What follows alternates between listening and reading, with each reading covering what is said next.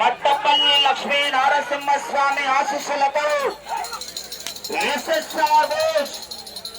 గౌరవ ఏఎస్పీ గారు గౌరవనీయులు శిల్పి సురేందర్ రెడ్డి గారిని ఇరగంరెడ్డి కార్తిక్ రెడ్డి గారు విశ్వనాథపురం గ్రామం చాపాడ మండలం కడప జిల్లా వారి జత పోటీలో ఉన్నాయి.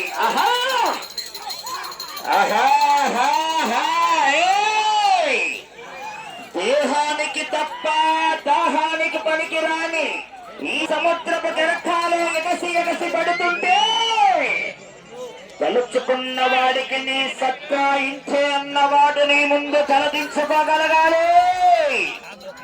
ఆహా